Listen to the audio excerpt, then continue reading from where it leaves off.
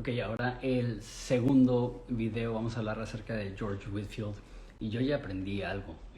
No sabía que Jonathan Edwards no era como George Whitfield, que estaba predicando al aire libre a multitudes enormes. No sabía que su ministerio era mucho más pastoral y local.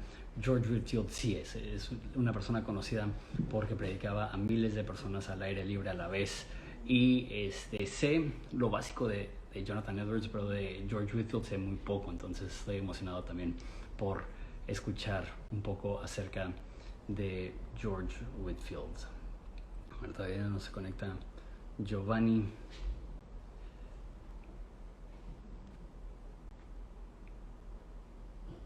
Entonces,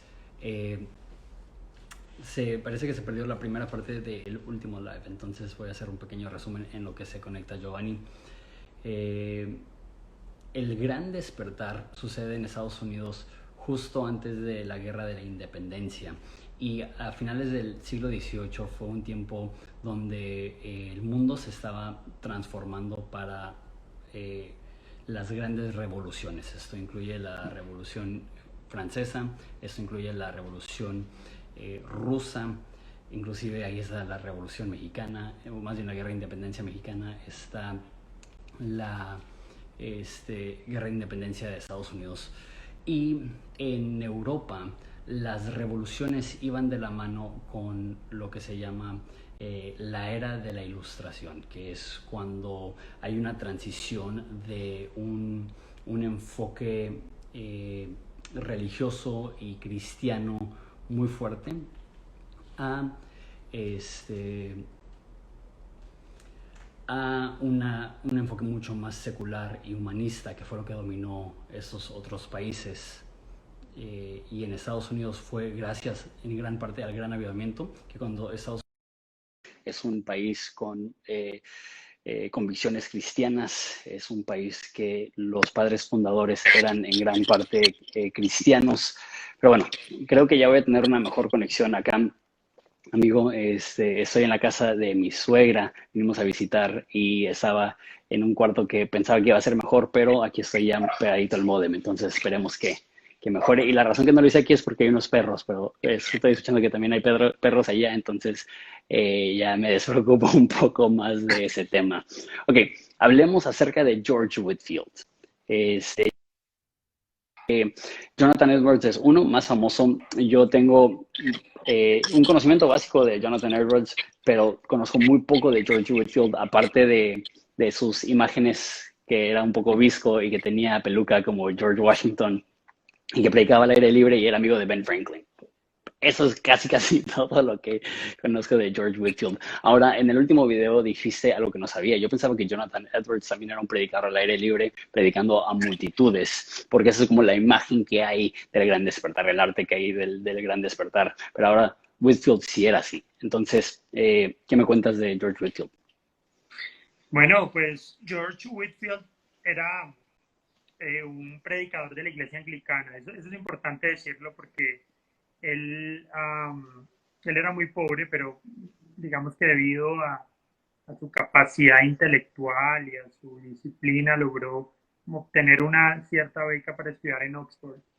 En, partiendo de que Oxford, Cambridge, Yale, Harvard, luego Princeton, todas estas universidades eran seminarios para preparar ministros para la iglesia. Era, digamos que principalmente el rol que tenían estas universidades. Whitfield entra a Oxford y allí conoce, mientras estudia, a Charles Wesley, el hermano de John Wesley, y Charles Wesley crea como una especie de club, como un grupo de estudio, diríamos ahora, al que le llamaron el Holy Club o el Club Santo, el Santo Club. El Santo Club básicamente era como un grupo de jóvenes estudiantes que se reunían para orar, leer la Biblia, asistir a las personas pobres, bla, bla, bla.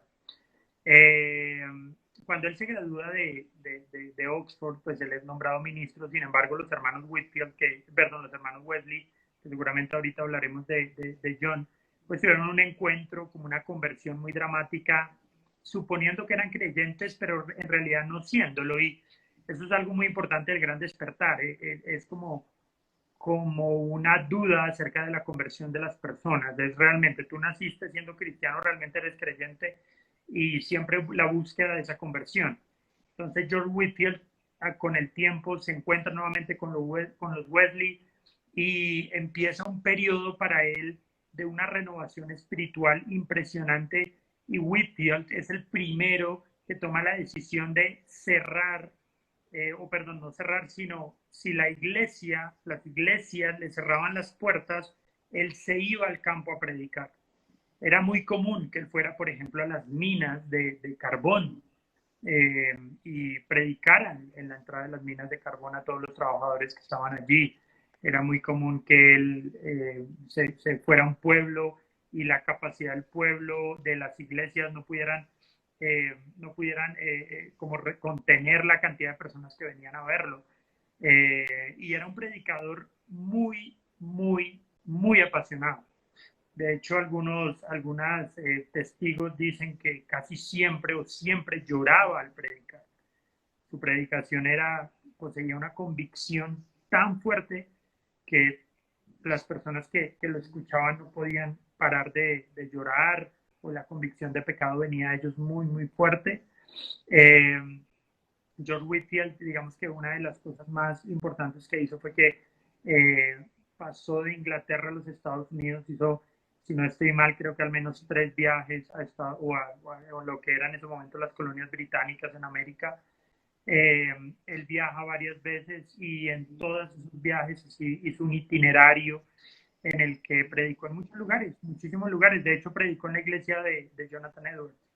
Estuvo invitado a la iglesia de Jonathan Edwards y la leyenda dice que, o la historia dice que cuando él predicó en la iglesia de Jonathan Edwards no podía dejar de llorar durante todo el servicio.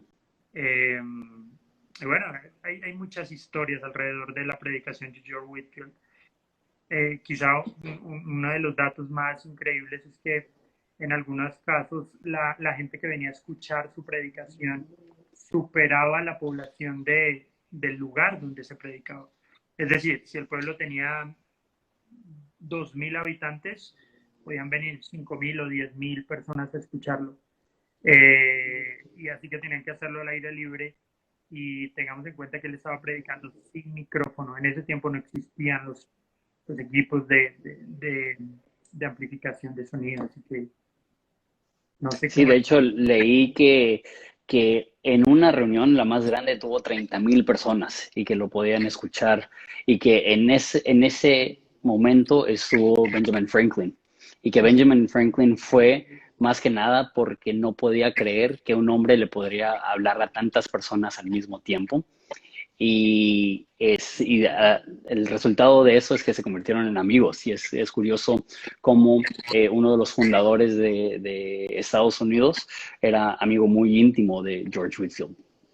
Sí, a pesar de que Benjamin Franklin nunca demostró una profesión de fe o nunca demostró ser creyente, sí le impresionaba mucho George Whitefield. De hecho, se construyó él ayudó a construir un escenario muy grande que luego se convertiría en el primer edificio de la Universidad de Brown, que todavía existe la universidad, pero es decir, era el fenómeno tan impresionante, tan grande y tan impactante que incluso se creaban espacios o se buscaban espacios para que él pudiera predicar.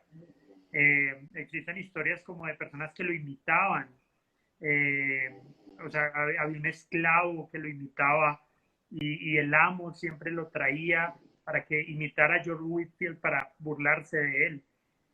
A la postre el dueño se terminó convirtiendo y se burlaba de él, pero el impacto social, estamos hablando de una época en la que no había televisión, no había internet, no había radio, las personas vivían muy aisladas, pero este hombre llegó a conectar a todas las personas de las colonias y algunos dicen que ese fue el germen de la independencia, que él trajo como cierta unidad en medio de las colonias, en medio de tanta diversidad y tanta, digamos, las colonias eran de cierta manera independientes, pero esto les dio mucha unidad, el gran despertar. Y Sí, principalmente la predicación de Whitefield. sí, decimos 30,000 personas ahorita y es un estadio, pero en ese entonces, fuera de quizá como Filadelfia y Nueva York, la mayoría de sus ciudades eran pueblitos. Entonces, que estuviera convocando a tantas personas es que realmente le predicó a un porcentaje significativo de la población de las colonias británicas en Estados Unidos en ese momento. Y el impacto que hubo, lo que dijimos en el primer video, que realmente se ve un parteaguas antes y después del gran despertar en la dirección y el curso que tenía los Estados Unidos. Cosa que en Francia no hubo ese gran despertar y Francia se fue completamente secular. Y muy loco porque sí habían muchas personas, no eran únicamente Jonathan Edwards y George Whitefield. Sin embargo, ellos eran como la punta de lanza y las personas a cuales más se les atribuye todo ese impacto.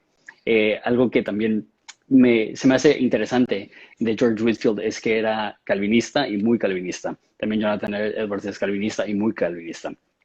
Y una de las críticas que se hace hacia el calvinismo es que suelen ser cerrados en cuanto a otras denominaciones o en cuanto a trabajar con otras partes del cuerpo de Cristo, y también pueden llegar a ser un poco separatistas en cuanto a la cultura. Y para mí George Whitefield es un ejemplo de un calvinista, muy calvinista, no era alguien que tenía tendencias calvinistas, él era como poster child, ¿no? Él era uno de los que más defendía el calvinismo. Sin embargo, era muy amigo de los hermanos Wesley. De hecho, no sé si nos puedes comentar un poco acerca de esa relación y luego ya comentamos de Benjamin Franklin. Entonces, aunque era una persona tipo celebridad cristiana, con convicciones muy firmes, también hizo lazos con otros cristianos y también hizo puentes con aquellas personas que no eran cristianas. Entonces eso me llamó mucho la atención de su vida. Sí, sí, total. Whitfield y Wesley, los dos, digamos, su teología difería mucho, pero eso no impidió que ellos pues, tuvieran una relación de amistad, incluso ministerial, durante mucho tiempo. Sería como un poco falso decir que ellos no tuvieron desencuentros y no tuvieron conflictos por su teología o que no los separó en algún momento de su vida esto. La verdad es que sí, la verdad es que tuvieron diferencias en algunas ocasiones fuertes. Sin embargo, siempre se quisieron, siempre se amaron y siempre tuvieron una relación de hermanos. De hecho, George Whitefield murió primero y Wesley murió después. Y quien presidió la ceremonia del entierro, de las honras fúnebres de Whitefield fue Wesley. Y hay una frase muy, muy famosa que dice como que alguien le preguntó a Wesley si iba a ver a Whitefield en el cielo. Y él dijo, no, no lo voy a ver. Y le preguntaron por qué. Dijo, porque él va a estar tan adelante, tan cerca de mi Salvador, que yo no podré verlo. Y amo eso porque es hace casi 300 años y muchas veces hoy en día gente que se consideraría fan de Edwards y Whitefield, pero no de los hermanos Wesley, pudiera como que entrar en división por esos temas. Y vemos que los fundadores de esos movimientos, o mínimo fundador de los metodistas y uno de los más conocidos calvinistas, tenían mucho cariño, mucho amor y en ocasiones, bueno, al principio trabajaban juntos, luego también leí que hubo ahí una discordia y era teológicamente motivada, pero también hubo una reconciliación al final y qué interesante que Wesley presidió en ese funeral. Ok, entonces hay que cerrar en vivo y nos dedicamos a John Wesley, porque también tengo varias preguntas acerca de John Wesley, ¿va? Chill. Ahorita nos vemos.